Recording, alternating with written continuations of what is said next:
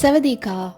Boat മാർഗം ഐക്കോൺസിയാം പേരിൽ എത്തിയതുവരെയുള്ള വിശേഷങ്ങൾ കഴിഞ്ഞ വീഡിയോയിൽ പറഞ്ഞിരുന്നല്ലോ.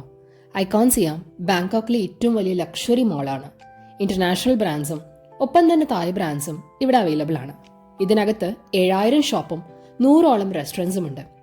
അതുമാത്രമല്ല, കൾച്ചറൽ പെർഫോമൻസസും ആർട്ട് എക്സിബിഷൻസും ഇൻഡോർ മ്യൂസിയം വരെയുണ്ട്. ദാ ഈ കാണുന്ന മൾട്ടിമീഡിയ ഫൗണ്ടെയിൻ നല്ലൊരു വിഷ്വൽ ട്രീറ്റ് ആയിരുന്നു.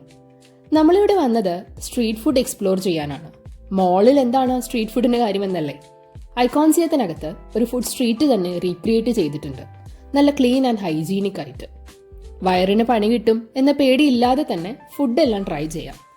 കഴിഞ്ഞ തവണ മലേഷ്യയിൽ പോയപ്പോൾ സ്ട്രീറ്റ് ഫുഡ് ട്രൈ ചെയ്യണമെന്ന് ആഗ്രഹം ഉണ്ടായിരുന്നെങ്കിലും വയറിന് പണി കിട്ടിയാലോ എന്ന് പേടിച്ച് ലോക്കൽ ഫുഡൊന്നും എക്സ്പീരിയൻസ് ചെയ്യാൻ സാധിച്ചില്ല.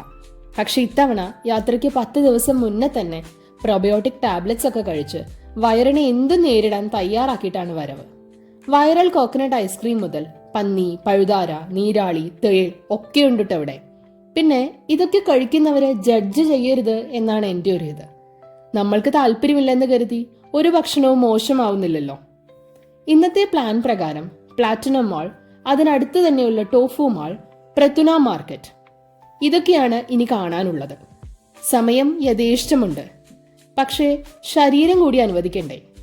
മിഡ് നൈറ്റ് ഫ്ലൈറ്റിന്റെ യാത്രയുടെ ക്ഷീണം വല്ലാതെ തളർത്തി തുടങ്ങിയതുകൊണ്ട് ഇനി നേരെ റൂമിലേക്ക് പോകാനാണ് പരിപാടി. ബാങ്കോക്കിലെ ഒരു രാത്രി ഇവിടെ അവസാനിക്കുന്നു. നാളെ ഇനി ചിയാങ് റായിലേക്കുള്ള യാത്രയിൽ കാണാം. ലഖോൺ.